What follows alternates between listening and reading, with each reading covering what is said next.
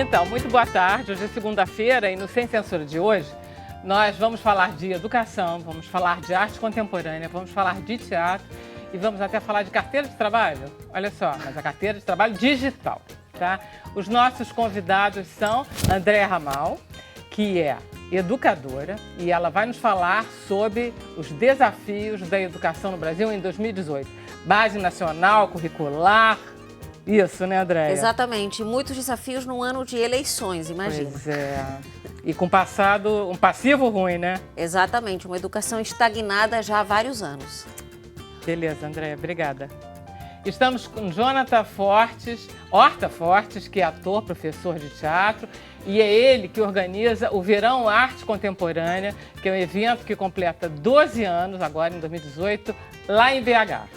É isso? Isso mesmo. E lá foi ele que encontrou a Grace Passou, que está aqui. Mas enfim, nós estamos com Renata Sorrá, que é atriz e que está em cartaz com a peça Preto, aqui no CCBB do Rio. Prazer enorme tê-la aqui, Renata. Muito obrigada.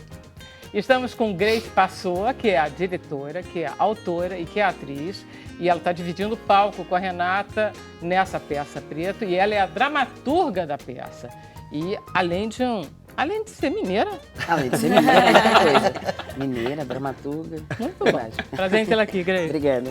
Estamos com o Adriano Bernardo, que é superintendente regional do trabalho. E ele explica como é que funciona esse novo aplicativo da carteira de trabalho digital. Não é isso? Isso aí, vamos avançar mais ainda. Parece que já tem 100 mil pessoas com carteira de trabalho digital. 112 mil pessoas. Bacana isso. Muito bom. Olha só.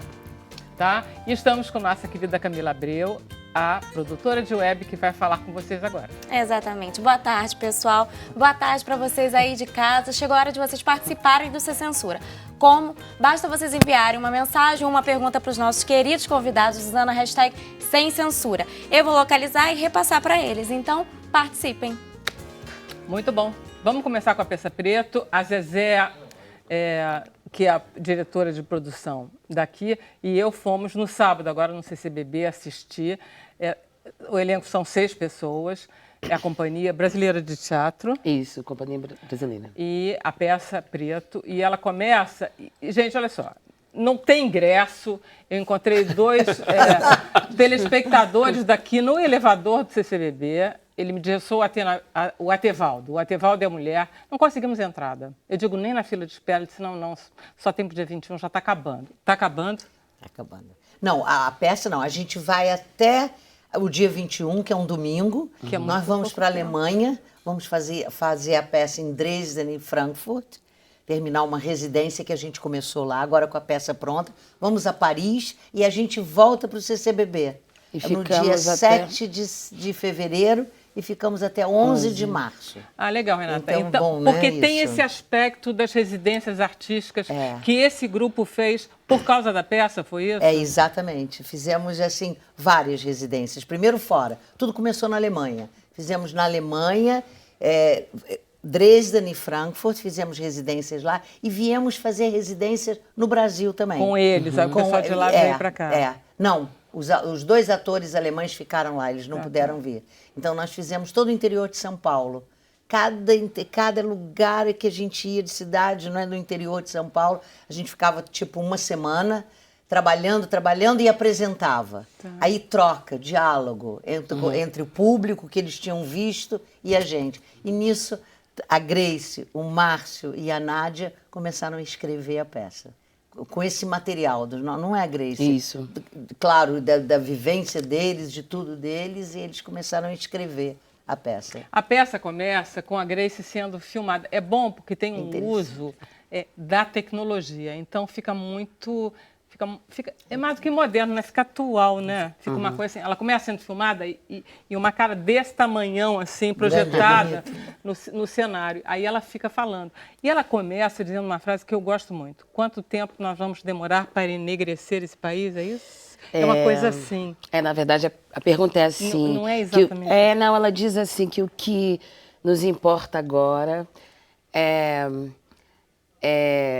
vou conseguir lembrar. O tempo não vai, né? Porque não vou conseguir lembrar. O que nos importa agora é saber o que fazer para que o enegrecimento do nosso país seja cada vez maior e que seja cada vez mais potente. Isso. Então, é uma pergunta que, de alguma forma, eu jogo essa pergunta para a plateia, ou seja, para todas nós que estamos ali,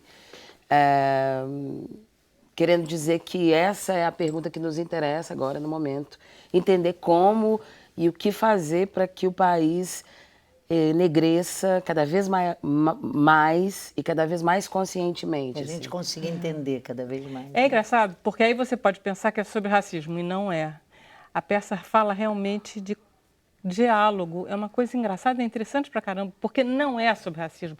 É como se o Brasil não se reconhecesse negro. Então é preciso que ele ficasse cada vez mais negro para a gente poder conversar sem precisar ficar falando de racismo. É um pouco isso. Não, eu acho que... A gente vai conversar com o dramaturgo, não vai. Talvez não dê, talvez não dê. Não, tô brincando. Vai lá. Não, porque acaba sendo sobre racismo também. Porque, Também. No sentido, ó, a gente partiu de questões relacionadas à negritude. Obviamente, a negritude, falar sobre negritude não é só falar sobre racismo, é falar sobre muita coisa... Tudo que é cultural brasileiro tem a negritude, então... É falar também sobre muitas luzes, é falar também sobre cultura, sobre arte. Isso. Então, existem milhares de temas e temáticas possíveis em volta da ideia do enegrecimento e da ideia de negritude mesmo, né? Deixa eu mostrar um pedacinho da peça, porque aí a gente vamos encontrar um denominador comum. Vamos lá, Emília, passa aí. Grace, você acha que a gente é capaz de sentir a dor do outro? E eu te respondi que eu acho que a gente é capaz de se aproximar da dor do outro, de ter consciência da dor do outro, mas que só sentimos a nossa própria dor. O que você falou? Fala, como é ser você? Desculpa! Odeio ficar atrasado, cabeleireiro insistente, coisa ruim. Você pode ainda te bater. Eu vou te fazer uma pergunta. Ai, o que você vai perguntar? Tira uma selfie comigo. Me fala sobre você. O que você falou? Fala como é ser você. Muda o ângulo. Ah, não, agora é você que vai responder. Adoro! Anda, me bota sobre você. Não, eu não gostava. Eu fiquei muito contente quando terminou. Não, eu era muito boa na escola. Quer dizer, eu acho. Percebes que você é muito inteligente. Inteligente! Mas naquela época... Eu olho nos olhos dela profundamente e durante muito tempo. I look into her eyes for a long time. Eu me aproximo do corpo dela. I get close to her body.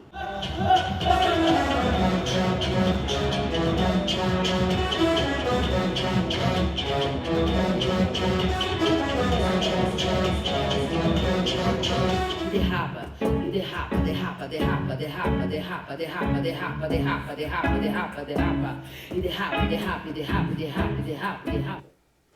Eu gosto muito dos dois dançando. Fala, Renata, o que você estava falando? É a primeira vez que eu faço uma peça, nesses anos todos, que não é uma peça que é um texto que a gente trabalha, mexe, a gente fez Krum juntas também, que era uma peça já pronta. Sempre é a primeira vez que eu participo de um processo de uma peça ser escrita e estar junto da dramaturga, escrevendo a peça.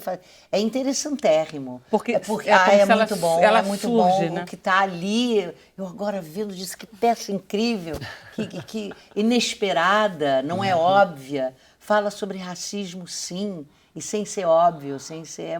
É incrível. Mas fala também sobre teatro. Sobre teatro, sobre as diferenças, mais velho, mais moços, os brancos, os negros, não é classes sociais diferentes, fala sobre tudo isso. Fala sobre homens e mulheres, sobre fala sexo, incrível. fala de amor, fala de tudo. Porque, na verdade, fala de vocês, fala do grupo, é como se falasse do processo que vocês passaram. É tão bonito então, aquilo. porque você chega e logo você diz assim, estou atrasada, desculpe, sabe? O corpo, ele dá bandeira, né? Mas tem umas frases que são do processo que vocês passaram, não é? É tão bonito quando a gente faz uma entrevista, que é ali que eu ia falar, me fala como é que é a dor do outro. É lindo. Isso é tão importante, né? Isso você saber a dor do outro, você prestar atenção, como é que é? A gente consegue entender a dor do outro? Assim, eu costumo falar que essa peça, ela é uma tentativa de diálogo sem fim entre essas pessoas que fazem parte dela. Nós somos pessoas com questões identitárias diferentes, somos pessoas diferentes, de classes diferentes, de raças diferentes, enfim, experiências diferentes, idades diferentes. E é um pouco um campo de convivência, onde a gente tenta, onde existem várias tentativas de diálogos a respeito de questões relacionadas à negritude. Então, nessa tentativa de diálogo, ela acaba criando um espaço de afetação desses temas, dessas temáticas, dessas questões, que são urgentes e necessárias e essenciais na construção brasileira. E não existe nenhuma tentativa de nós sermos quem nós não somos, assim, né? Então, por isso... É verdade. Passa muita... Não é nem naturalidade, porque não é isso, porque vocês são atores em cena, mas passa uma tentativa de ser muito verdadeiro. De alguma forma, essa cena que a gente viu agora é uma conversa minha e da Renata, claro, assim, existe uma... Somos, de alguma forma... né, existe alguma camada ficcional em tudo ali, mas, assim, é uma cena em que a gente abre para as pessoas uma suposta conversa que a gente teve como tentativa de aproximação nossa, assim, em relação às nossas questões mais profundas e mais existenciais. Lembra quando sobre as você nossas me identidades. perguntou? Lembra quando eu te perguntei isso? Eu te perguntei. Você é livre? Coisas que a gente foi se perguntando exatamente para isso, para se aproximar. É incrível. É muito bacana, porque isso tudo, que pode ter sido uma conversa informal entre vocês duas, vira teatro ali. A gente está diante de uma peça, a gente não está diante de duas atrizes conversando, não é isso. E as interferências são bonitas, porque vocês saem e entram o tempo inteiro, e vocês se metem no meio. Eu gosto muito estava brincando com ela, o negócio dela cantando, que eu gosto dela cantando no meio da plateia, assim, ela se mete na fila. Estava o Salviano Santiago lá, olhando assim pra cá. Eu quase que eu disse, tá aqui, ó. E ela lá me canta bem pra caramba. Ela canta muito. E canta de verdade, juro que canta, eu tô falando sério. A Zezé também achou. A Zezé achando. Eu acho também que a peça toca em duas coisas da maior importância hoje em dia, que é o racismo e o feminismo, o movimento negro, os movimentos negros e o movimento feminista. Eu acho que são dois movimentos muito potentes que existem agora, num momento do Brasil tão difícil, né? Tá difícil. E esses dois movimentos estão puxando a gente para frente. E é engraçado, né? São movimentos que começam em 68 e que estão aí ainda, e cada vez insistindo e rodando, e cada vez melhores, e batalhando. Né? E ela fala, o que eu gostei também foi que ela pôs a tua vida em cena. Ela pegou você lá no Petrafoncante, cara. Ela foi pegar a Renata. Na verdade, na verdade a própria Renata que se colocou mesmo. A gente fez uma improvisação uma vez. E, enfim, não vou me estender aqui de onde que passou, mas era uma improvisação. De coisa que a de gente identidade, fingia, lembra? A gente tentava se apropriar. O Rafael, Exatamente. o rapaz. Aí fizemos. Aí um dia a Grace falou, eu sou Fernanda Montenegro. Numa brincadeira. Mas imediatamente falei, Fernanda, vamos passar aquela nossa cena? E aí a gente começou a fazer um exercício durante o ensaio e ficou. Ficou. Vocês puseram até a Juliana. Tem uma grande amiga minha, Juliana. Eu digo, gente, não estou acreditando. E aí você faz ela fazer, a Nádia que faz ela fazer o gesto. Fica muito... São as lembranças também das pessoas, né, da gente. E os meninos, eu adoro eles dançando. Aquilo é incrível. Eles vão à exaustão, né? Porque é longo no sentido de que você diz, caramba, eles estão dando tudo. E eles dão tudo. Aliás, vocês dão tudo. Vocês estão intensamente em cena. Guarda um pouco. Não. Guarda um pouco. Pro dia seguinte. Duvido, nada. A gente dorme, começa do zero a cada dia. Mas os meninos se acabam ali. E de caramba... Porque dançar em cena, eles dançam num ritmo muito Intenso, curto, muito seco. é verdade. E eles dão tudo ali. E fica bonito, porque aquilo corta a peça em dois, é muito engraçado. Dá um descanso do texto. Muito lindo, muito bom. Que bom, Vocês estão de que bom. parabéns. Obrigada, que bom. E todo mundo está gostando muito, não é verdade? Tá. Porque tem uma novidade aí. Sim, eu acho que tem assim, para além das questões específicas dessa peça, existe, claro, uma reunião de artistas e a própria Companhia Brasileira, que já tem um trabalho de teatro de muito tempo, uma pesquisa na linguagem mesmo, uma investigação sobre o que pode ser uma peça de teatro de uma forma potente. Assim. Você deu exemplo dessa hora que eu entro no público, por exemplo. Eu acho que existe assim, na peça, existem vários momentos, assim como outras peças também da companhia, dos nossos trabalhos, né? Existem vários momentos em que a gente tenta explicitar para o público o fato de que uma peça de teatro não é algo só para se ver passivamente, assim, o desejo que existe nosso, assim, enquanto artistas, é que, de fato, a gente construa uma experiência coletiva num determinado momento do dia, né? No caso, normalmente, as peças são à noite, muitas vezes, né? Então, ali... então, existem várias tentativas de afetação, isso vai muito além da noção de interação com o público,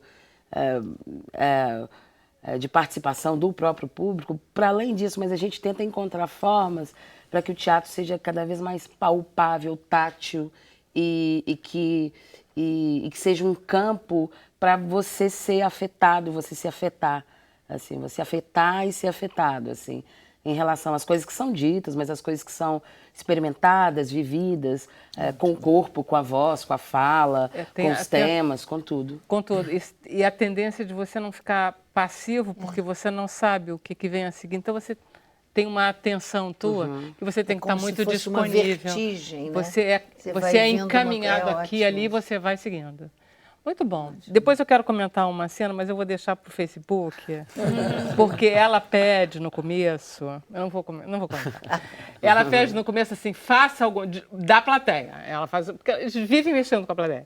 Aí ela pede, faça uma coisa inusitada, não? Um gesto inesquecível. E teve uma pessoa que fez um gesto inesquecível. Você estava nesse dia? Não, eu estava sábado passado, mas saiu em todos os jornais, né, Renata? Então, eu quero comentar no Facebook só. Tá bom. Assim fica todo mundo louco. Gente, olha só, vamos lá, Andréia. Isso é educação, não é? Com certeza. Eu estava exatamente pensando, quando a Renata falou da função do teatro, né? A gente vive num Brasil que está tão radicalizado e tão incapaz de dialogar com o outro, de compreender as coisas pela visão do outro, que eu acho que o teatro cumpre uma função que é própria da arte, né? De tentar sensibilizar por esse lado do humano em coisas que a gente, com a razão, não está mais conseguindo. Então, quando você fala de tolerância, de, enfim, negro, branco, jovem, velho, o que está detrás disso é a nossa capacidade de conseguir ver o mundo com os olhos do outro, e se a arte não te ensina isso, fica muito difícil depois de você tentar teorizar em cima. E a escola tem ido muito nessa linha também, né? De trazer artes cênicas, de trazer música, de tentar formar um currículo mais abrangente para não ficar só português, matemática, física, química, que no fundo você acaba formando um ser humano com pouca capacidade de ir além, de interpretar essa nossa realidade de outra forma. Mas pelo pouco que eu tenho conhecido, os professores, eles tentam, né? Eles tentam realmente abrir a cabeça deles próprios e dos seus alunos. Tem bons exemplos no Brasil? Tem. Desde que a gente teve uma série de contribuições aqui no Brasil, por exemplo, Paulo Freire, né, que conseguiram, pensadores que conseguiram questionar a educação e fazer com que o educador se visse além do mero transmissor de conteúdos e se visse como um sensibilizador, conscientizador a respeito da prática que a gente vive e da missão que a gente tem de construir um mundo diferente. Então, isso ficou muito na função do educador. Eu acho que todo mundo que escolhe essa carreira pensa um pouco o que eu quero com a minha sala de aula. Simplesmente transmitir um conteúdo? Não, eu quero que a sala de aula seja uma espécie de semente de um mundo diferente, uma sociedade nova que a gente começa a construir lá, naquele pedacinho da escola. Uma vez eu conversei com uma professora, diretora de escola, e eu perguntei, quem é que você dirige do seu staff de professores para fazer a alfabetização? Ela disse, sempre os melhores que eu tiver, porque a coisa mais importante é a alfabetização de uma criança, então tem que ser o melhor professor que eu tiver. Essa é uma visão realmente revolucionária para o Brasil. Porque não quando é a assim, gente né? vê o plano de carreira aqui no Brasil, o professor que ganha menos em termos salariais é o alfabetizador. E a gente sabe pela importância da educação infantil, que é onde você desenvolve a cognição, a capacidade de aprender. Que é o momento mais difícil, um momento né? importantíssimo. É a então, alfabetização você não só deveria mais remunerar difícil, muito melhor, como também capacitar de uma maneira muito mais profunda esse educador. A gente vai falar sobre a Base Nacional Curricular, mas eu vou para o intervalo agora. Na volta a gente fala sobre isso que acabou de passar. Um intervalo rapidinho, sem censura, volta já.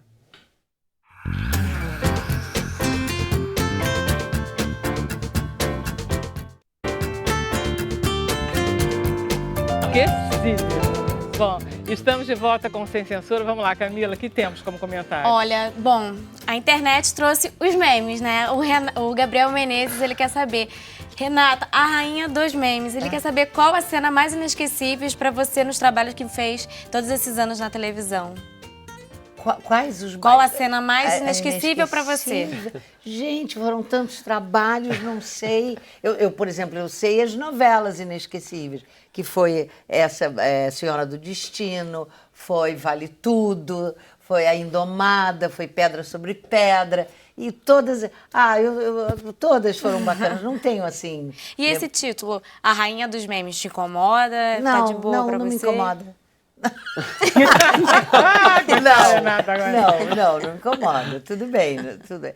Eu acho engraçado isso, é uma novidade, né? Eu me lembro quando eu fiz a Heleninha, que era no Vale Reutemann, Tudo, sim. não tinha memes ainda, não existia tinha ainda, isso. não. E agora, de um tempo para cá, tem uma geração que nem viu a novela. E às vezes eu passo, aquela mulher dos memes, falam assim. Isso eu fico um pouco triste, porque são tantos anos trabalhando no teatro. Sim. Mas eu adoro os memes, porque são afetuosos, pelo menos comigo, que são muito afetuosos todos. E ganhou o mundo, né? Nos Estados Unidos, parece que aparece. Math Lady, o personagem isso, ela fica pensando o que vai fazer. Não, eu gosto. São bem afetuosos, eu gosto. Que bom, que bom. E tem uma pergunta aqui sobre educação, do Thiago Wiener. Ele pergunta como projetar para melhorar a educação do país em desenvolvimento se no ranking mundial estamos nas últimas posições. Por isso é o tamanho do desafio. Estamos na lanterna da educação. Opa! Para vocês verem, para vocês terem uma ideia, no IDEB, que é o Índice de Desenvolvimento da Educação Básica, uma medição que o governo faz com as provas de português e matemática, os índices de repetência e evasão.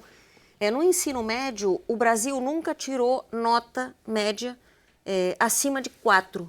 Sempre ficou 3,7, 3,8, o nosso isso sobre ensino 10. médio é muito isso sobre problemático 10. mesmo. Então, é muito problemático, principalmente quando você pensa que tem pessoas que, mesmo assim, passam pelo Enem, vão para uma faculdade e toda a falta de competências que deveriam ter sido desenvolvidas nessas etapas e que depois fazem falta na hora da formação profissional. Quando você vê tantas empresas hoje reclamando, não tenho profissionais qualificados, eu tenho vagas, mas não tenho quem empregar. É aí na educação básica que existe essa grande lacuna e que fica para depois. Essa Base Nacional Curricular, ela visa corrigir esse tipo de problema? Também. E ela vai conseguir, Andréa? Bom, não. Ela é uma lista de conteúdos. Tá. Então, ela já cumpre um papel importante, mas ainda muito incipiente, que é de que, pelo menos, os alunos aprendam as mesmas coisas em todas as escolas na mesma série em que estão. No Norte, Nordeste, Sul, Sudeste. Aí você acaba com certa diferença. Vou mudar o meu filho de colégio. Ou, eu vou mudar de cidade. Aí a escola estava ensinando tudo diferente. Então, isso é um ponto de avanço. Ou seja, nacionalizamos o ensino de uma certa forma, as competências exatamente. e os Os conteúdos. alunos de 7, 8, 9, 10 anos aprendem sempre mais ou menos as mesmas coisas, seja qual for a região ou a escola. Agora, para além disso, você tem outros desafios. Primeiro, de metodologia. Então, tudo bem, eu defini o que eu vou ensinar, mas como eu vou ensinar? Usando tecnologias, tornando a minha sala de aula mais ativa, interativa, fazendo o aluno participar, ou eu vou usar só o quadro negro e ficar lá? Então, a gente ainda está muito atrasado Isso em relação a Base ao Nacional modo de Curricular não ensinar. trata? Não. Tá. Isso a Base Nacional não trata, então agora a gente tem aí até 2021 para que as escolas vão se adequando a essa base e aí é que elas vão rever materiais didáticos, vão rever formação do professor, porque tem professor que não está preparado para aquela área que ele ensina, ele não tem aquela formação, acontece muito em física, química, áreas em que você não tem profissionais e também, principalmente, na metodologia. Hoje a gente usa o termo metodologias ativas, que são formas de o aluno ir assumindo cada vez mais o papel protagonista na educação. Então, ele decidir que horas ele vai estudar, ele fazer a gestão da própria aprendizagem, ele estudar antes da aula para poder aproveitar melhor o professor. Só que isso exige uma certa cultura de estudo em casa e na própria família, que aí a gente tem que construir e são vários anos. Duas mudanças aconteceram, que foi o aumento do ensino básico, mais 1 ano, não é isso? E o tempo da escola também aumentou, ou seja, você pode ficar mais horas na escola. Essa é uma diretriz que o governo tem dado, a Lei de Diretrizes e Bases da Educação insiste para que a gente vá progressivamente ampliando a jornada escolar. Porque 4 horas por dia é muito pouco para a educação que a gente precisa ministrar hoje, principalmente pensando que esse aluno em casa nem sempre ele tem um pai, uma mãe que vai olhar o dever de casa, alguém que vai monitorar as atividades dele, então ele acaba indo para a rua, para a televisão, para a internet. Se você ampliar o tempo de permanência na escola para 6, 7 horas, você tem outras atividades que não sejam aulas e que estão monitoradas por educadores. Então, você faz o dever de casa onde? Na escola. Você vai ter hábito de leitura onde? Na biblioteca da escola. E por aí vai. Você vai fazer futebol? Exatamente. Vai fazer teatro dentro da escola, com oficinas, com outras oportunidades. Só que ainda falta, porque a gente não tem nem prédios escolares suficientes, nem professores e principalmente a verba. O governo tem cortado sistematicamente, ano a ano, cada vez mais a verba da educação. Isso. Então, o buraco fica cada vez maior. E aí, comparando com o ranking mundial que vocês estavam dizendo, países que investiram muito mais, Coreia do Sul, Finlândia, estão assim a anos-luz de nós. E isso, em termos de competitividade para o Brasil, é muito arriscado. Quer dizer, o Brasil pode até melhorar a situação econômica, mas em médio prazo a gente ainda fica prejudicado na produtividade, na competitividade internacional. Durante muitos anos a gente não conseguiu aumentar esse tempo do aluno na escola por conta de problemas políticos. E a gente tem a sensação que isso domina sempre o cenário. Porque a partir do momento que o Brizola achou que ia fazer CIEPS e que as crianças iam ficar o dia inteiro, ser brizolista significava gostar desse projeto de educação. E se você não era brizolista, você tinha que detestar esse tipo de coisa. E aí você ficou com crianças 4 horas na escola, quando na verdade elas precisam ficar o dia inteiro, elas precisam comer na escola. A alimentação na escola, por incrível que pareça, é uma das razões que combatem a evasão escolar. Tem aluno que fica na escola para poder almoçar. Então é muito triste quando a gente lê, às vezes, corrupção em cima da merenda escolar. Gente, assim, que tipo de ser humano pode fazer isso? Pode roubar, tirar a comida das criancinhas, né? Aquele negócio... Exatamente, literalmente acontece isso. Agora, essa Base Nacional Curricular, ela não tocou no ensino médio? Não, a gente ainda não chegou lá. Essa Base Nacional Comum Curricular, ela ficou anos sendo debatida. E a discussão sobre o conteúdo do ensino médio ainda está rolando. Então, isso é uma coisa que preocupa bastante, porque a gente tem, de 14 a 29 anos, em torno de 51 milhões de jovens. Metade deles não concluiu essa etapa escolar.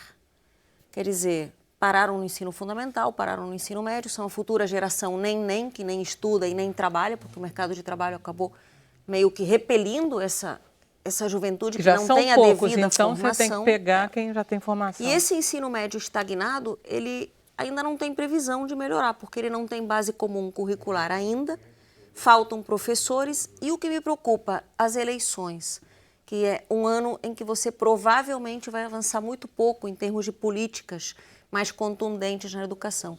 Para vocês terem uma ideia, o ministro de Educação já trocou 5 vezes nos últimos 5 anos. Eu estava lendo, a partir da discussão dessa base comum curricular, que foi em 2014, ainda no governo Dilma, exatamente, já tivemos 6 ministros da Educação. Já tivemos 6 ministros desde 2014. E o próprio ministro atual, Mendonça Filho, volta e meia, ele larga a pasta para poder votar na Câmara por determinadas coisas que interessam ao governo, enfim, reformas, etc. Mas isso deixa a pasta muito frágil, porque você acaba tendo um ministério que é muito mais político do que técnico, do que educacional. E essa garotada que está aí hoje na escola, os anos estão passando. Eles não podem esperar 5, 6 anos para ver quando a gente vai decidir melhorar. Não, criança é uma geração cresce muito que já rápido. passou. Andréia, qual é o melhor resultado da federação? Porque tudo isso está ligado a um aspecto federativo, inclusive, né? Qual é o melhor resultado da federação em termos educacionais? Isso é algo que não dá para a gente dizer assim de uma maneira objetiva. Tem experiências muito interessantes em diversos estados. Goiás teve experiências maravilhosas. No Sul a gente tem muito avanço também. Parece que Ceará melhorou também. Ceará melhorou demais. Só que a gente não pode nunca falar no Brasil de uma melhora que seja realmente abrangente. Você tem experiências positivas. No Rio, em São Paulo, você tem escolas públicas que ficam no nível das escolas da Finlândia. São excelentes. Escolas públicas, professores engajados, diretores que vão atrás da família. Seu filho faltou à escola, estamos esperando por ele. Só que é uma experiência, 2 experiências, então não chega a ser uma massa crítica para a gente mudar realmente a educação. E outra coisa que a gente precisa melhorar, a distância entre a escola pública e a privada. Porque enquanto a escola pública precisa dessas melhorias todas, as escolas particulares que têm os recursos necessários para isso, já ampliaram a jornada escolar, já trouxeram computadores, trazem professores mais bem formados. Então isso, em termos de país, é muito preocupante, porque você vai criar um abismo ainda maior entre a formação acadêmica e, claro, entre o futuro de cada geração. É aquele negócio que você está falando, a diferença entre as classes sociais. Um sonho. Exatamente. Fica muito impossível. Um sonho Você estudou distante. numa boa escola? Você era bom aluno, Jonathan? Eu era um ótimo aluno. Jura? E você gostava de física, não? Não, eu era o melhor aluno das humanas, né? Português, literatura, artes. Mas eu estudei em escola pública minha vida toda, fiz 3 anos de formação gerencial, mas depois voltei para a escola pública antes de entrar numa universidade pública. Tá vendo? Eu era um ótimo aluno. Essa é uma vantagem que o novo ensino médio está trazendo. Quem é de humanas vai poder optar por um itinerário mais ligado a humanas, quem é de exatas vai poder também. Quem quer ensino técnico vai poder optar nessa linha também. Fui bom em matemática também, por incrível que pareça. Que tem a ver com as artes, né? Tem a ver com as artes, com certeza. Maravilha. Olha só, então conta para mim como é que é esse VAC. Então, o Verão Arte Contemporânea é um evento, um festival que completa 12 anos, VAC, né? VAC 2018, que é organizado pelo Grupo Oficina Multimédia. O Grupo Oficina Multimédia é um grupo de teatro, por isso que a gente tem essa conexão com a Grace, lá de Minas. É um grupo de teatro dirigido pela Ione de Medeiros, também uma mulher que está à frente, esse ano, inclusive, completa 35 anos de direção. O grupo tem 40 anos, foi criado dentro da Fundação de Educação Artística, que é uma escola de música. Então, o grupo sempre transitou por todas as áreas artísticas. É a ideia do grupo, inclusive, nos espetáculos, trazer as diversas linguagens. E por causa dessa experiência, a gente resolveu fazer um festival que reunisse todas as áreas artísticas, porque geralmente tem festival de teatro, festival de dança, festival de música. A gente falou, por que não juntar todas as áreas? No verão. No verão, que todo mundo está de férias, com tempo, querendo uma programação, até quem não... Às vezes os pais estão trabalhando, mas os filhos estão de férias, ou recebe parentes e tudo. Então é uma época ótima, Belo Horizonte foi um sucesso desde a primeira edição. E a gente tem 10 áreas artísticas, né, que é teatro, dança, moda, literatura, arquitetura, gastronomia, artes visuais, cinema e o MARP, que esse ano tem, que é o Movimento de Arte e Reflexão Política.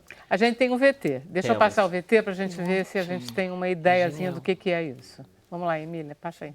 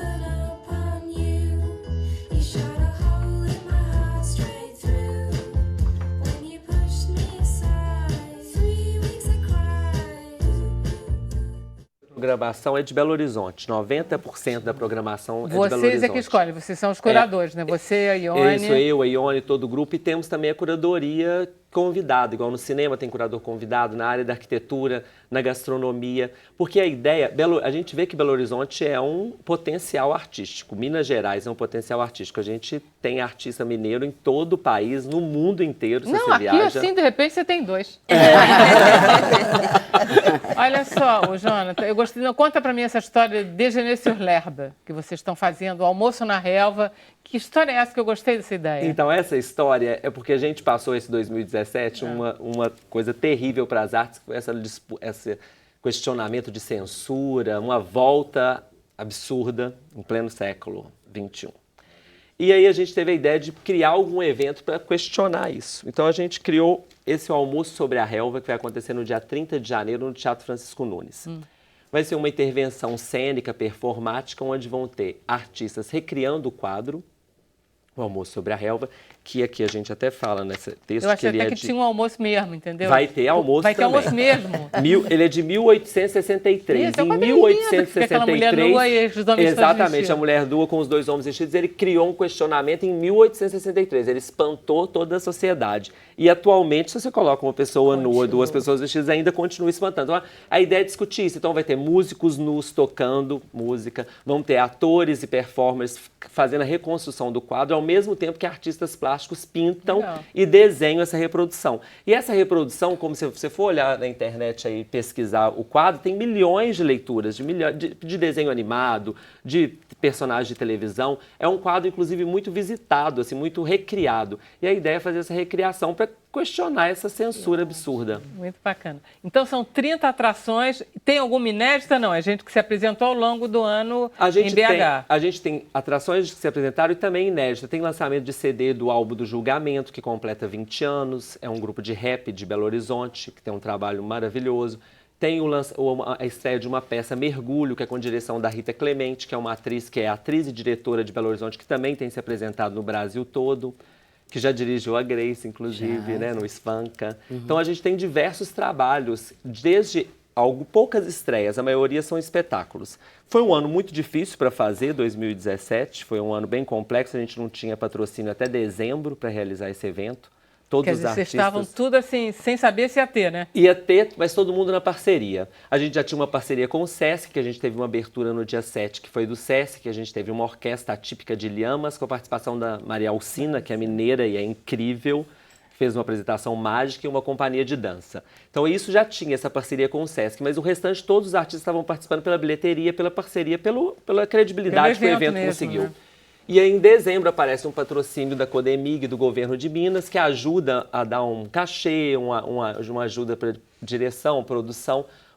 Mas eu acho que essa dificuldade talvez está acontecendo no Brasil inteiro, né? Essa dificuldade das artes, de captar, de patrocínio, toda essa polêmica que as artes foi colocada aí na frente dessa política terrível, deu uma assustada nos patrocinadores. Então a gente espera a gente fala que esse verão foi mágico, foi o VAC mágico, porque a gente espera um 2018 mágico. Mas você sabe, Jonathan, a gente está passando coisa muito parecida aqui com o Carnaval.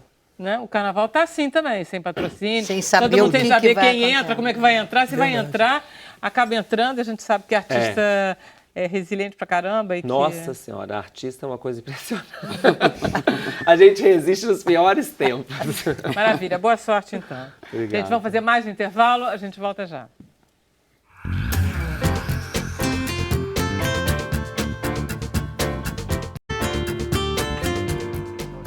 E voltamos com o Sem Censura. Deixa eu passar a palavra para a Camila, que tem certamente perguntíssimas. Temos várias perguntas. Uma delas é a da Nancy Armada. Ela pergunta para a Andréia qual a principal causa da evasão escolar. São muitas causas. No caso dos adolescentes, a gente tem a ida para o mercado de trabalho, a família precisa de mais recursos financeiros e aí aquele jovem acaba entrando. No caso das meninas, a gravidez precoce acontece também, ela acaba ou saindo porque engravidou, ou também para ajudar em casa porque outra irmã engravidou e ela acaba assumindo aquela família. E também tem uma terceira via, que é a responsabilidade da escola. A escola pouco interessante, não consegue reter o jovem de hoje. O jovem de hoje é um jovem do século XXI, ele está conectado, antenado, ele quer uma sala de aula mais interativa. Então, se ele senta lá só para ouvir um professor ensinando conteúdos que ele nem sabe para que servem, a tendência é ele se desmotivar e ele acaba desistindo. Andréia, é verdade que existe uma lei, não sei se é só do Estado, se tem no Brasil inteiro, que proíbe uso de celular dentro da sala de aula? Sinceramente, não conheço essa lei. Cara, me disseram isso outro dia e eu fiquei muito chocada, porque em vez da educação estar usando esse celular dentro da sala de aula, está proibindo, quer dizer, está mandando o aluno para fora, né? Não conheço essa lei. Agora, a dica fica exatamente para o professor tentar usar essas tecnologias a seu favor. Eu conheço professores, por exemplo, que fazem dinâmicas de grupo, jogos. Com o celular, eles colocam uma pergunta e aí os alunos têm que responder, letra A, B, C. Aí ele faz na hora a tabulação através de um aplicativo gratuito. Olha. Então, isso acaba envolvendo a turma. Quando acaba a aula, o aluno fala assim, ué, já acabou? Olha a diferença de uma aula expositiva, que o aluno fica lá e faltam 5 minutos. Ai, Claro que isso vai acabar. Andréia, olha só, a gente estava aqui gravando, nós duas, a chamada do programa de amanhã, e eu disse, gente, como é que é? Acordão do Bola Preta ou da Bola Preta? Aí todo mundo deu palpite, todo mundo. Nós, os câmeras, ela, eu. Então... Aí ela, imediatamente, a Camila foi lá no Google e disse, a Bola Preta. Digo, chocante, cara. Eu achava que era o Bola Preta. Da Bola Preta. A Bola Preta. A Bola O cordão Preta, da Bola Bola Preta. Preta. Olha só, viu? Mas hoje em dia, se você tem uma dúvida, às vezes você nem fica debatendo muito. Peraí, deixa eu olhar aqui no Google rapidinho, ó, é isso. É isso aí. E Agora, é o papel da isso- escola, orientar o aluno para ele saber usar isso também. Porque não Exatamente. adianta, vou lá, E pegar- procuro, encontrei um site falso, eu vou tomar aquilo como verdade, uma fake news, né? Como é que eu vou lidar com isso? Aí entra o papel do professor de formar a análise crítica, Usar, né? a capacidade de criticar o que você vê. Usar o que o aluno usa o tempo inteiro, né, Camila? E professores são sempre inspirações pra gente, né? Quantas vezes a gente não caminha para um lado porque você tem um professor inspirador. Isso, Camila, o Então, professor é aí tudo faz na toda a nossa diferença. vida. O meu pai sempre falava assim, que isso na Alemanha, meu pai era alemão. Ele dizia que na Alemanha, você não, qual é a universidade que você Quer ir, né? foi? Não, quem foi o teu mestre? Olha que Quem bonito. foi que te... Era sempre isso. Com né? Que te iluminou, né? Quem te iluminou? Maravilha. Por isso que a gente está falando de tecnologias novas, nós vamos passar de Camila Abreu para Adriano. Adriano Bacelar, que é superintendente regional do trabalho, que traz uma novidade tecnológica. É a carteira digital. A gente tem aqui o lado histórico, falando do Ministério do Trabalho, ele tem avançado muito. Essa aqui era uma carteira que a gente chama de carteira manual, aquela que era preenchida, a carteira informatizada, que hoje todo o sistema, enfim, imprime, e agora a CTPS digital. É um aplicativozinho fácil, você entra lá e faz o download, pode ser no iOS, né, no sistema, no Android ou nos tablets, né? E aí isso faz com que você controle, você tem ali todo o teu registro, você não precisa lançar o número da carteira, você tem que preencher um cadastro simples, com o teu nome, CPF, data de nascimento, enfim. Vai te fazer algumas perguntinhas básicas, geralmente qual foi o último lugar que você teve um registro formal, né, o vínculo empregatício, e depois disso tudo, o próprio sistema te oferece todo o teu registro, por onde você trabalhou, quando que você saiu, e caso você, né, tenha aí um extravio dessa carteira, você já passa a ter ela no teu telefone. E tirar uma segunda via, né? Mas de qualquer maneira, você precisa fazer a carteira de trabalho normalmente. Não, isso aí, ela nos não postos. desobriga o cidadão, o trabalhador, de tirar a carteira comum. Não, você ela tem não que gera, tirar. Tá. ela não gera uma alteração da tua obrigação de entregar isso na hora de for ter um vínculo empregatício. Aquilo ali é um controle. E tem um controle até eficaz. Você, quando entrega a sua carteira num local de trabalho, geralmente você busca o vínculo, né? O patrão lá se compromete a fazer o registro. E aí, quando você tem esse registro, a carteira digital, você vai controlando ali se ele já assinou ou não a sua carteira. Legal. E se ele depositou que às vezes FGTS fica com a também, não? carteira. Não faz Isso o... não, Não. né? Mas Ora. você tem todo um controle. E ali você pode depois procurá-lo e dizer assim, olha, está havendo algum problema no Você registro? tem toda a razão, Adriano, porque inclusive acontece frequentemente de patrões mal intencionados sequestrarem a carteira do exatamente. trabalhador. Tem muito E isso. ficam com a ficam. carteira. É uma apropriação indébita, né? Você Isso não aí sabe gera se prejuízo. assinaram, se não assinaram. Não sabe de nada e eles ficam te ameaçando, inclusive. Né? Quer dizer, não Eu vai acho acontecer, muito mas bom. acontece. É um avanço. Agora, nós temos hoje 112 mil pessoas envolvidas nesse processo que foram lá e baixaram o aplicativo. Isso pode criar um universo muito maior. Aí gera aquelas dificuldades que todos nós temos, né? De dar uma publicidade a isso. Mas, enfim, eu acho que é um avanço muito criterioso num ministério que vem, enfim, enfrentando aí as reformas e toda essa dificuldade. A gente tem avançado muito nisso. Bom, vamos lá, então, passo a passo. A gente vai no aplicativo, loja aplicativo. E baixa. E ali compra porque é de graça. É de graça, totalmente gratuito. Você vai lá e vai preenchendo todas as etapas. É tão fácil que não tem mistério. É a coisa mais tranquila do mundo. Seu nome completo, seu CPF, sua data de nascimento. E aí ele vai automaticamente fazer algumas perguntas, né? Para identificar se é você. Porque isso é uma coisa de controle individual. Não pode ser. Seria muito fácil eu entrar na carteira de um colega do lado. Eu não posso fazer isso. É uma coisa que só você vai ter acesso. Mas me disseram que quando você tiver que fazer, se você baixar o aplicativo e for se cadastrar, registrar, você tem que estar com a tua carteira do lado. Porque tem certas perguntas que estão totalmente referentes por exemplo, à tua qual carteira. Foi o último vínculo que você teve, a última empresa que você trabalhou. Então tem esses detalhes. Se você não responder de maneira bem precisa, não vai identificar como você. E aí o aplicativo ele vai estar no seu telefone, mas você não vai ter acesso. Maravilha. Entendeu? Qual é o aplicativo? Tem um nome? Carteira digital. É o CTPS digital.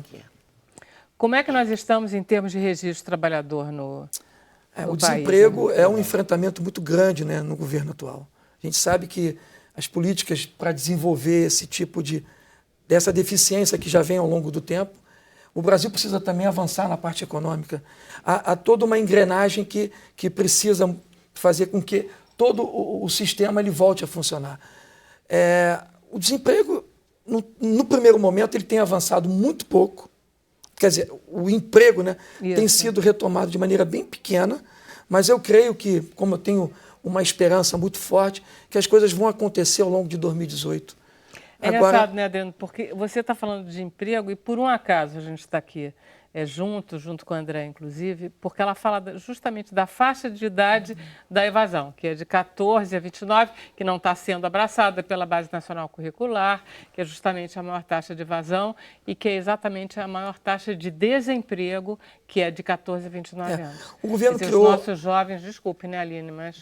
O governo criou uma política que é o jovem aprendiz, né? Criou-se um percentual onde as empresas, dependendo do quadro funcional que ela tenha, ela é obrigada a fazer esse tipo de contratação no importe de 5%. Se você tem acima de 100 empregados na sua empresa, você tem que contratar jovem aprendiz e o deficiente. Então, são políticas que precisam ser, né, aplicadas de maneira concreta. A gente tem uma fiscalização muito intensa que vem enxergando que a empresa, por mais que obrigada na forma da lei, não faz. Agora, não deixar de aplicar aquilo que está à nossa disposição.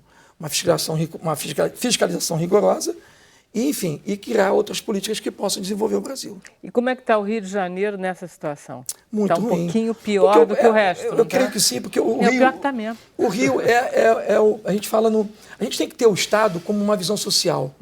Né? O governante ele tem que ter a ideologia e o partido dele. A gente não pode afastar a política, porque a política é um meio de ajustar a sociedade. É indispensável. Você até reviveu a minha história. Eu fui uma das pessoas que trabalhei no projeto do Darcy Ribeiro e do Brizola. Trabalhei muitos anos. Eu vivi aquela origem. Enfim, então, como a política é um meio de ajustar a sociedade, a gente não pode afastar essas identidades. O Rio ele tem um tripé, né, que é o governo municipal, o governo estadual e o governo federal, que tem esse envolvimento. O governo estadual, enfim, eu não preciso me alongar muito, mas enfrenta, eu acho que a maior crise histórica que eu como, na minha idade de 52 anos, eu nunca vi. O governo municipal, alegando que por falta de recursos não consegue avançar também. Você imagina quando se fala, então, numa educação fundamental, que é aquela básica, o ensino médio no Estado, não sei. Então, a gente tem uma dificuldade, eu creio que o Rio de Janeiro, para mim, pelo que eu enxergo nos meus índices, é hoje o Estado um dos de maior dificuldade para avançar nesse sistema. O desemprego é muito grande, entendeu? A gente não tem eventos, aí entra a arte, tudo isso que possa mobilizar a sociedade, criar, enfim, novos segmentos que alavancam aquele determinado momento, e a gente não tem isso. Mas a gente tem milhões de eventos no Rio de Janeiro. Eu fico chocada da gente, inclusive, dizer isso. A gente tem um carnaval gigantesco. Mas olha tem só. Saímos de um Réveillon gigantesco, entramos num carnaval gigantesco. Eu enfrentei quer dizer, esse movimenta problema. turismo, cultura, tudo isso. Eu assumi a superintendência com o carnaval interditado.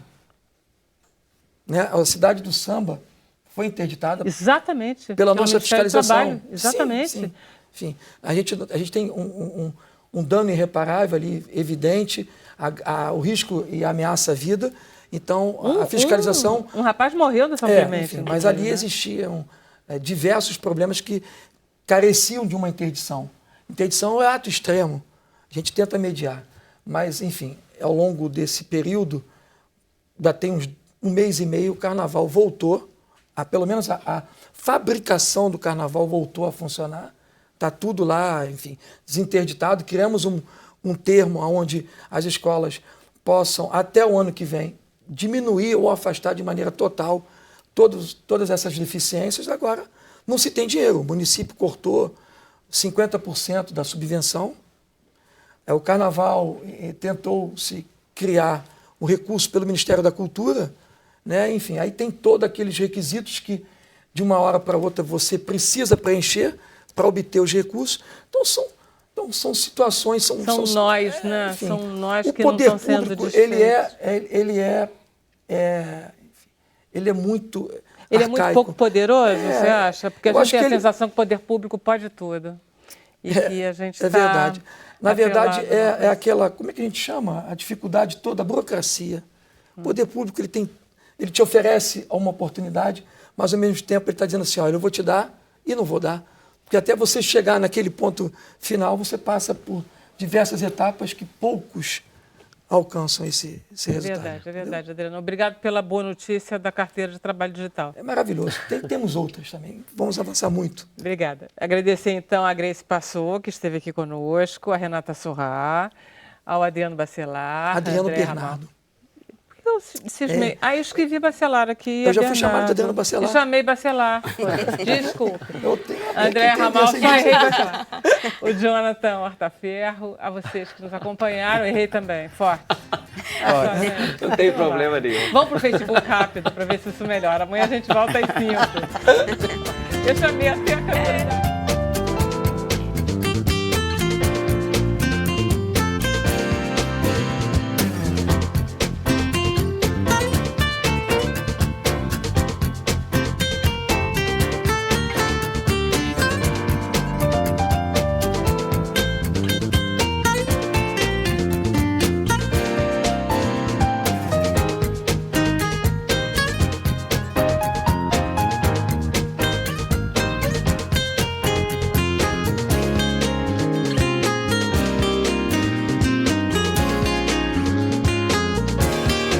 Gente, olha só, nós agora estamos já no Facebook, só no Facebook, não é isso? Isso, a gente continua ao vivo, mas agora pode ficar mais relaxado, a gente pode rir, a gente pode fazer tudo, não tem problema.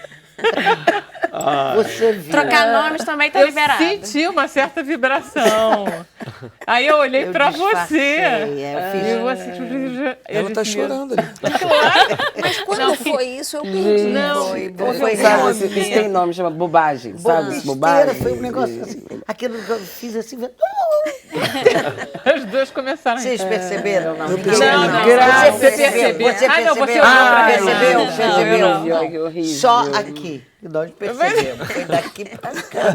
Não, gente, olha, nós estamos de parabéns, hein? Foi um nível de autocontrole inacreditável. controle. Isso é muito legal. Falei, Sim, porque olha. é difícil. Porque risada Porque quando pega. risada é uma coisa. Isso no teatro, É um na terror. televisão, é horrível. Não, Quanto e mais já o aconteceu diretor com- fala. Vamos esperar vocês pararem de rir, então, para poder fazer a cena. Em teatro já te aconteceu? Em teatro Então, tem já cena. aconteceu uma horrível, vez. é Nunca me horrível. acontece isso. Então, inclusive, teatro? eu acho a Renata muito engraçada. Assim, é uma pessoa especial, né? Uma pessoa especial. Então, quando a gente tem muita cena junta, eu perguntei para ela, Renata, você corre algum risco da gente começar a rir? Porque eu fiquei morrendo de medo Não, mas não. se acontecer, Não. mas Renata é concentradíssima, Não, eu super... não rio assim, não. Eu também nunca me televisão. acontece, Não, gente. Nunca me acontece. Me aconteceu uma vez que foi terrível. No teatro nunca me aconteceu, eu acho. E aí, igual a Não. Renata falou, você tem que ficar pensando em desastres, em coisas horríveis. Eu já Você tive pode- excesso de É riso, assim, assistindo. você pensa a pior coisa do mundo pra você Passar aqui. Não, no teatro não me dá, não. Na televisão já tive, de rir. Mas não, Quanto mais não ao gravando, vivo, né?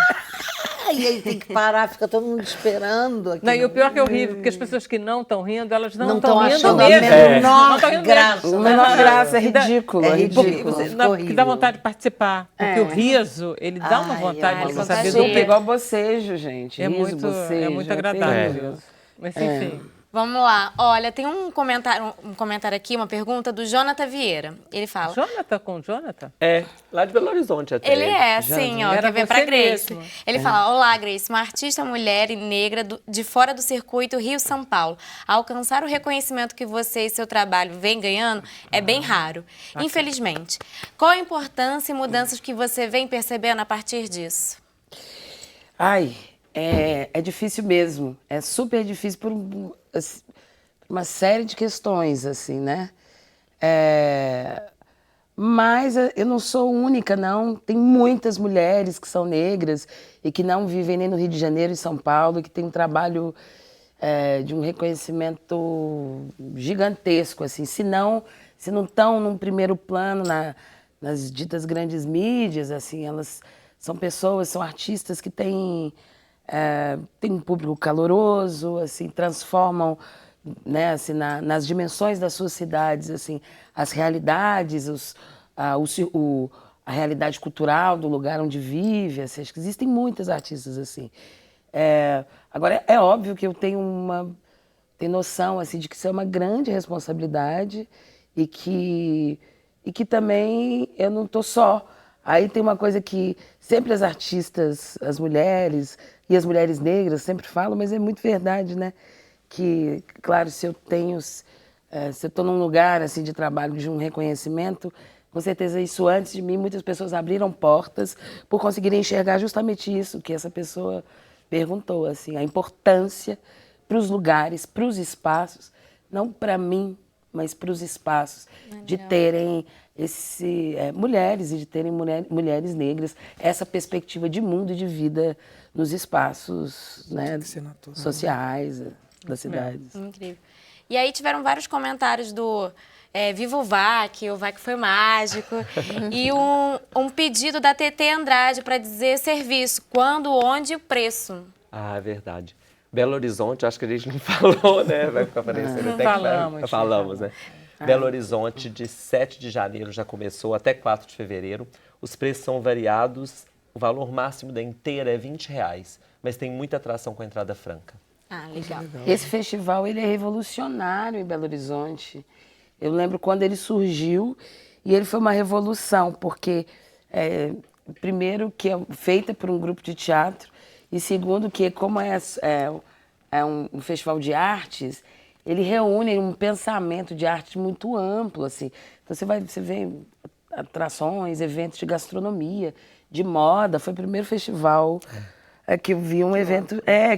E tem criações que são feitas para o festival. Verdade. Ele é revolucionário mesmo na cidade. E andando em outros lugares, eu realmente não encontro nada parecido, assim, quanto festival e tal. É porque a ideia do festival também não é nem definir o que é arte contemporânea, né? Não é nossa pretensão. Mas é mais também estar atento para essa arte contemporânea, a arte que está sendo feita agora e que está questionando o agora, né? As questões do agora, desse momento. Porque você vai ver na programação, a programação traz tudo isso, traz muito a questão do debate da cor, da raça também, do preconceito, da mulher, da presença da mulher, porque são temas que estão cada vez mais insurgentes, né, se gritando aí para aparecer. Então, acho que o verão tem esse olhar atento, então por isso. Legal. O Gabriel Menezes, ele pergunta se você tem planos de expandir o projeto para outras cidades brasileiras. Olha, a ideia a princípio é só em Belo Horizonte, mas se houver um convite, a gente pode pensar, não é?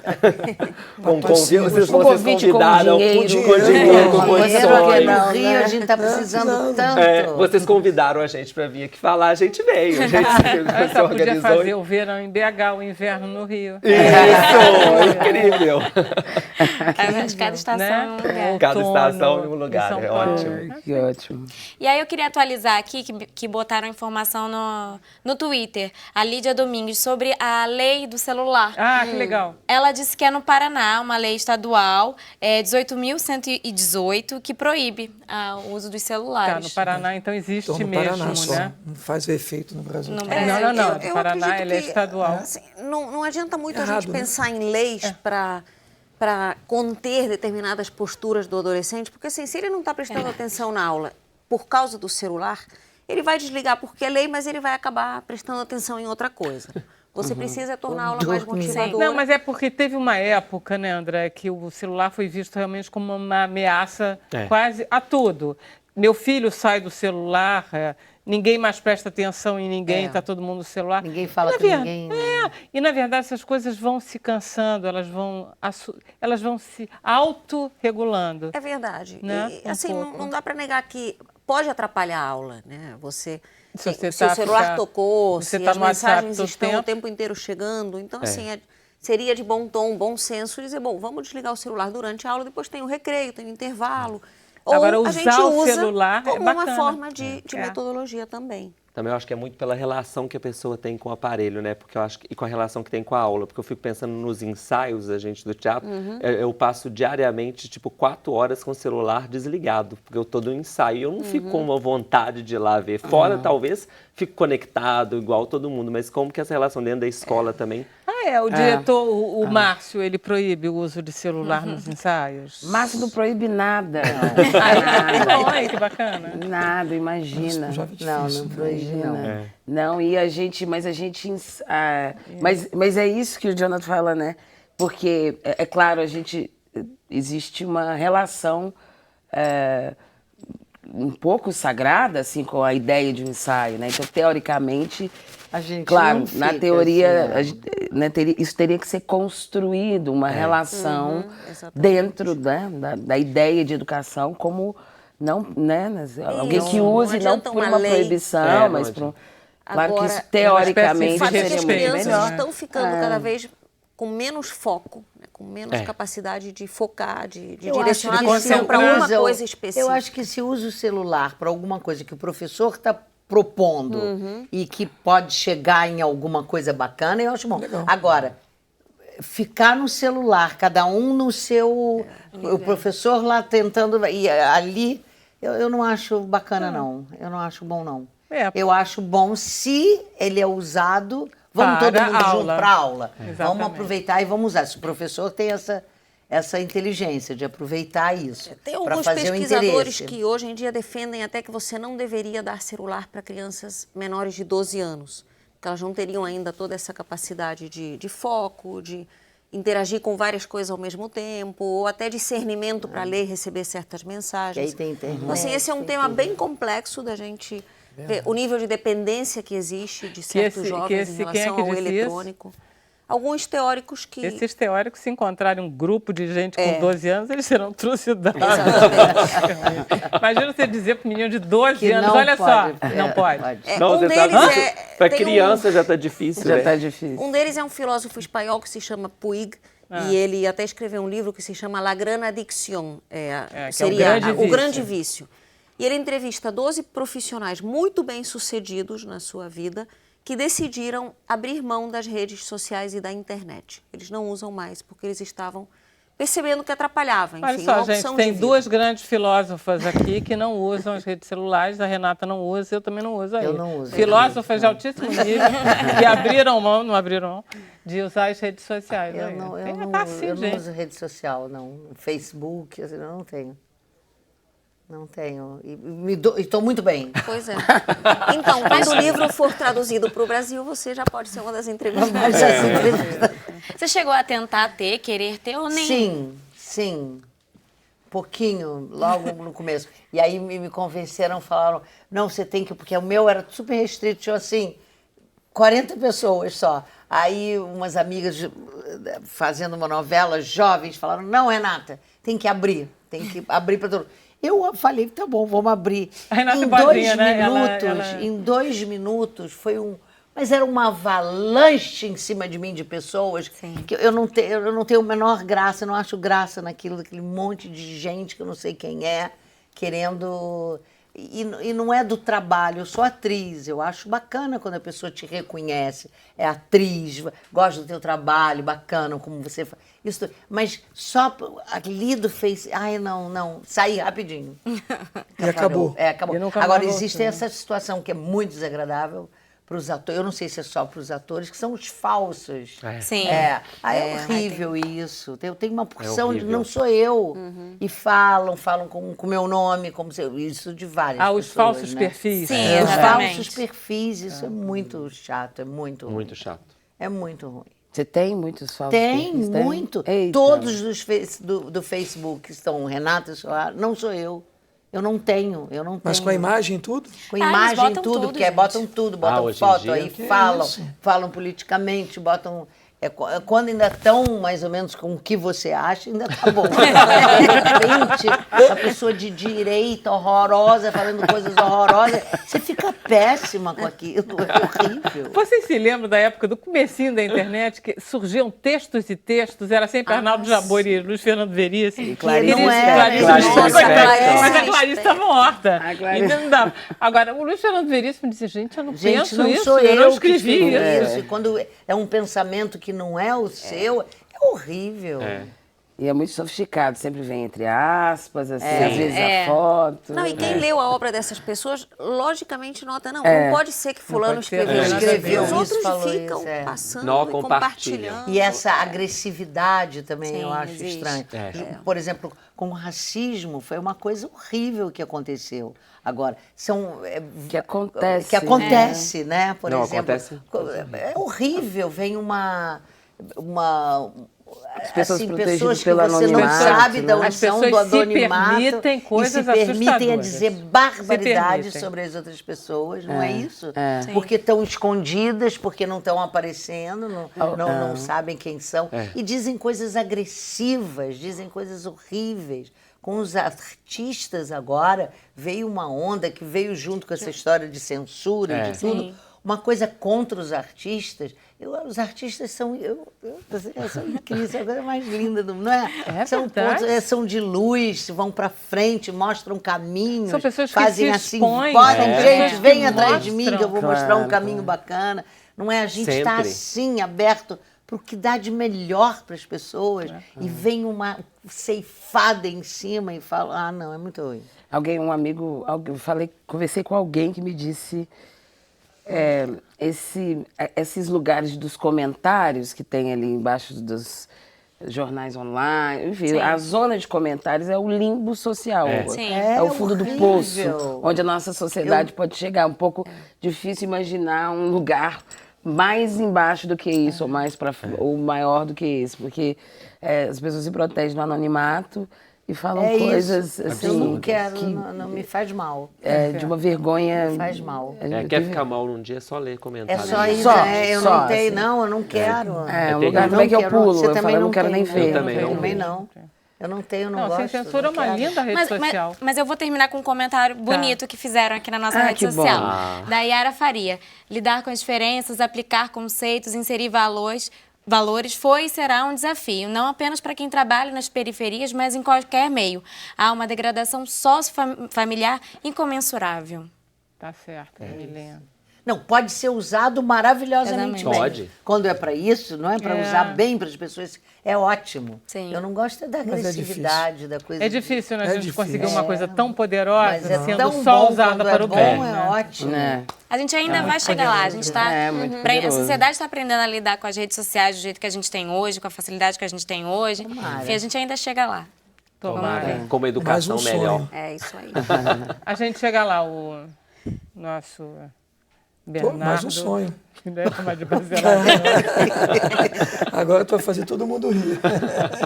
Não, Adriano Brinquedo, Adriano Bernardo, ele nos indicou o caminho. Vamos lá, gente, vamos terminar de novo o programa? Amanhã a gente volta às 5 horas. Obrigada, Grace, Renata, Obrigada. Adriano, Andréia e Jonathan. Até lá.